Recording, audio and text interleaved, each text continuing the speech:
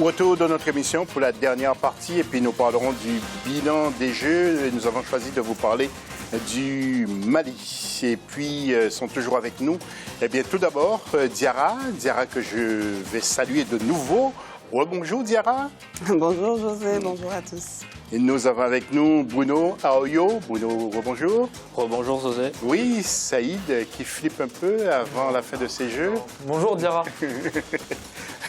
Et puis Roger Toto. Bonjour Diarra. Bonjour José. Oui, bonjour José d'abord et bonjour Diarra. C'est ces deux-là.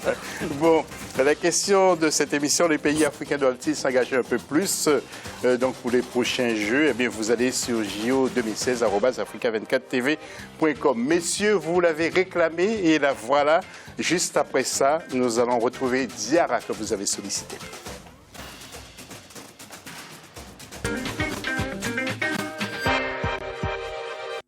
Et la voilà, Diarra. Diarra, dites-nous tout à propos tout d'abord du Niger et le taekwondo. Comme vous l'avez dit, José, l'athlète Issoufou Alfaga Abdulrazak a en effet été sacré vice-champion olympique en taekwondo dans la catégorie des plus de 80 kilos. Le Nigérien a finalement remporté la médaille d'argent ce samedi soir. Il est entré dans l'histoire olympique de sa nation en devenant le deuxième athlète à décrocher une médaille au JO. À Niamey, bien évidemment, la capitale, le soutien a été sans faille. Reportage de notre correspondant au Niger, Sadou Alizé Mokhtar. Issoufou Alfaga Abdulrazak, médaille d'argent aux Jeux Olympiques 2016. L'espoir du Niger à ces Olympiades au Brésil, grand champion de taekwondo, a fait son entrée sur le tatami de Rio ce samedi 20 août 2016. À Niamey, la capitale du Niger, la mobilisation était grande.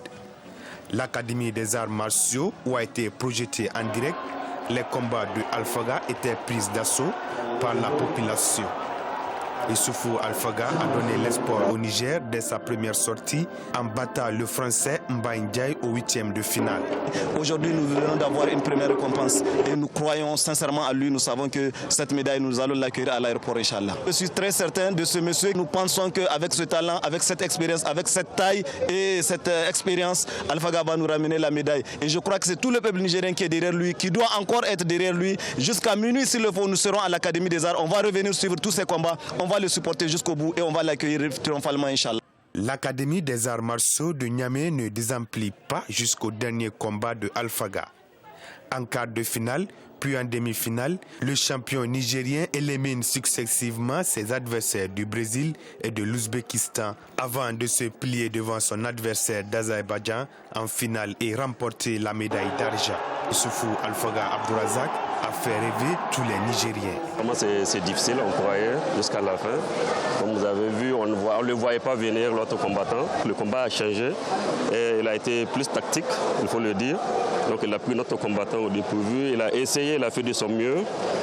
Et ça n'a pas réussi. On a la médaille d'argent, donc Dieu merci. La médaille d'argent aux Jeux Olympiques, c'est pas rien. On sait que c'est la deuxième médaille en date au niveau des Jeux Olympiques. Et après 72, Issoufou Alfaga vient de nous octroyer une autre médaille en 2016, soit plus de 40 ans après. Moi, je pense que c'est déjà du bon boulot. À 21 ans, le taekwondoïne nigérien réalise la meilleure saison de sa carrière. Alfaga Abdulrazak vient d'entrer dans l'histoire de son pays en décrochant la deuxième médaille olympique après celle en bronze du boxeur Issaka Daboré en 1972 à Munich. Voilà, superbe reportage dans notre équipe à Niamey et notamment au Niger. Africa 24, c'est en fait ça, tout simplement. Et c'est pour ça que vous nous regardez. Diarra, quelques infos avec vous, Diarra? Supplémentaire, José, ce dimanche, c'est donc la cérémonie de clôture des premiers JO en Amérique du Sud. Et à quelques jours du coup d'envoi des Paralympiques, les caisses du comité d'organisation Rio 2016, financées à 100% par des fonds privés, seraient vide. Le budget de ces Jeux est passé de 4,2 à 7,4 milliards de réaïs, soit 2 milliards d'euros entre 2009 et 2015, en raison notamment de l'inflation et de l'ajout de 4 sports dans les programmes olympiques et paralympiques. Mais les recettes n'ont pas été à la hauteur, notamment la vente des tickets. Le comité d'organisation des Jeux paralympiques de Rio sont dans l'attente d'argent public, fonds pour le moment interdits faute de transparence sur l'utilisation des fonds selon la justice brésilienne. Espérons que l'issue soit heureuse. José, en tout cas, une chose est sûre, les prochains Jeux olympiques d'été qui auront lieu en 2020 à Tokyo, au Japon, du 24 au 9 août, sont eux déjà en plein préparatif, José.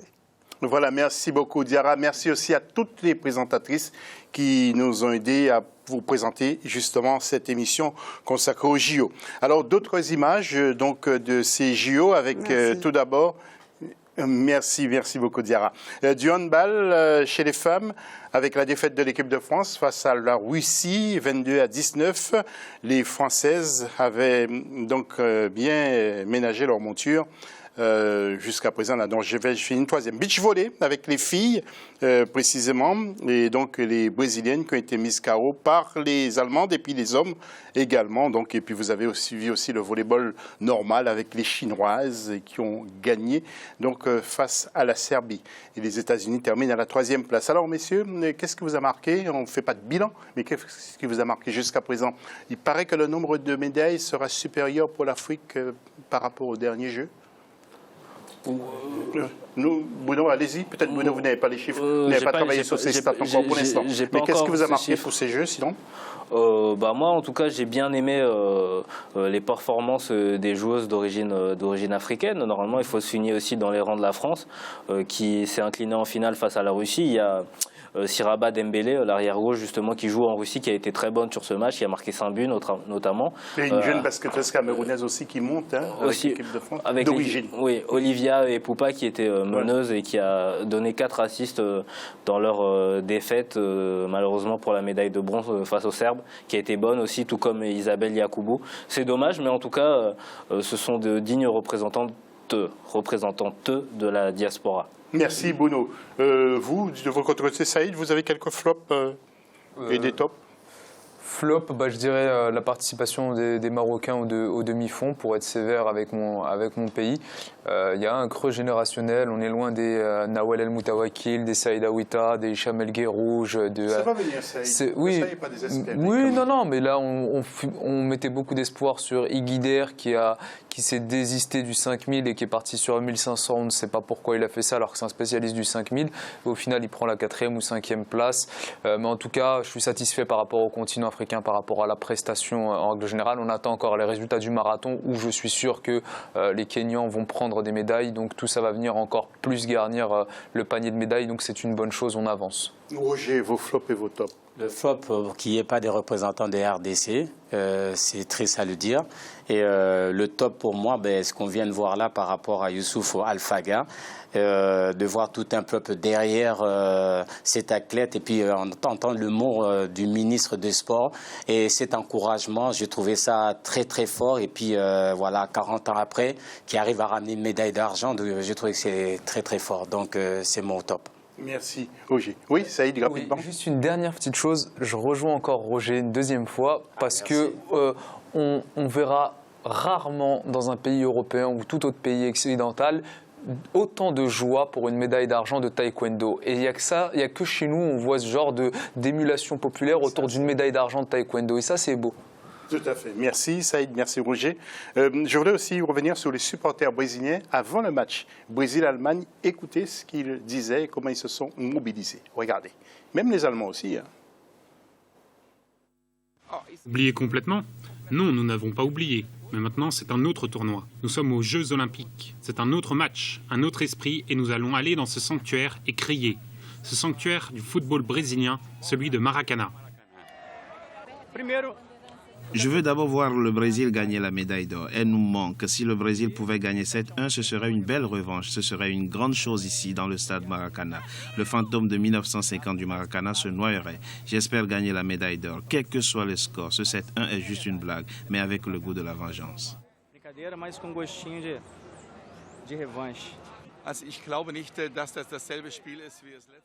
Je ne pense pas que ce soit le même jeu que la dernière fois. Ce sont deux équipes différentes. Peut-être que 7-1 serait un peu trop, mais une victoire de 2-1 serait bien. Et comme je l'ai dit, les gens de Rio sont si agréables, je ne voudrais pas le répéter. 2-1 serait bien si nous gagnons aujourd'hui. Voilà, je verrais bien Roger Toto avec un chapeau pareil. Et puis rappelons qu'en 2020, c'est le Japon qui va accueillir justement les Jeux Olympiques. Conférence de presse pour la délégation japonaise. Écoutez et regardez. J'espère que le drapeau n'est pas trop lourd, mais j'ai musclé mes bras pour pouvoir le porter.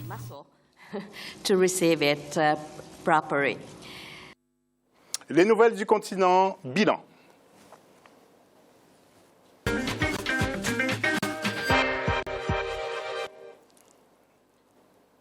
Et il s'agit du bilan pour le Mali, Mokhtar Bari. Au Mali, le comité olympique a vu le jour en 1962. 2 ans après, le pays participe à ses premiers Jeux à Tokyo. Exception faite de 1976, les athlètes maliens n'ont plus manqué le rendez-vous des Jeux d'été. À Rio, 6 athlètes ont pris part à la compétition. Abdoulaye Traoré, ancien athlète, se souvient des Jeux olympiques de Los Angeles aux États-Unis en 1984. Les Jeux olympiques pour un athlète, c'est en quelque sorte le pèlerinage pour un sportif. Tout sportif doit au moins participer à un jeu. C'est un pèlerinage pour tous les sportifs du monde. J'ai fait beaucoup de contacts lors de ces jeux-là à Los Angeles et surtout la visite même du Land. Vraiment, ça s'est resté dans la tête. Ça, c'est un très bon souvenir que je n'oublierai jamais. La qualification aux Jeux olympiques passe par les phases éliminatoires pour l'obtention du minima ou par invitation.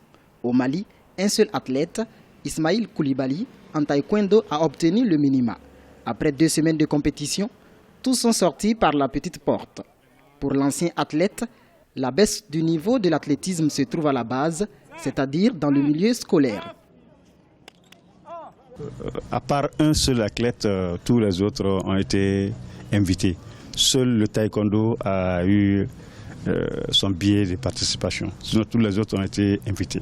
Aucun athlète n'a eu le minimum de participation. Pour réussir le niveau de l'athlétisme, surtout malien, je crois que le travail doit se faire à la base, au niveau de l'école. Parce que, regarde, aujourd'hui, l'EPS est très négligé dans nos écoles. Parce que le sport, c'est un truc qui commence à la base. Et c'est ce qui nous manque vraiment. Le travail à la base nous manque. Et c'est ce qu'on doit faire, travail à la base. Et maintenant, le sommet, il y aura la sélection.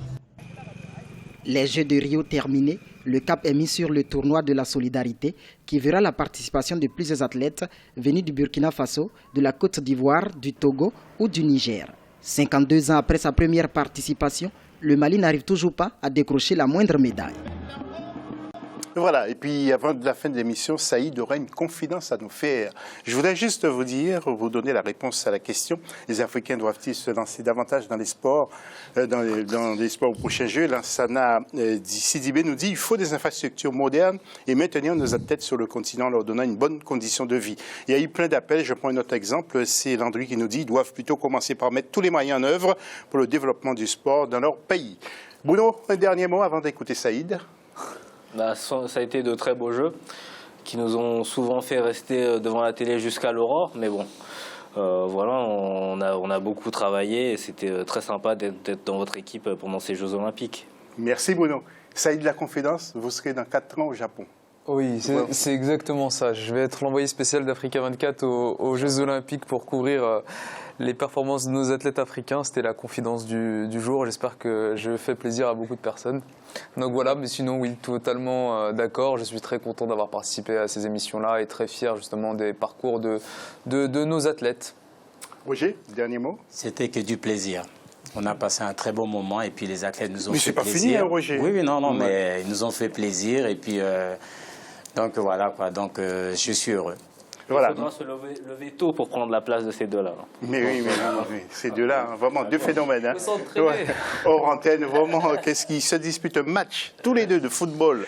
Mais il faut que nous soyons là pour voir ça, Bruno. Merci Bruno, merci Saïd. Merci, et merci également à Roger Toto. On se retrouve ce lundi 22 août pour la dernière émission des Jeux Olympiques. Merci encore à tous.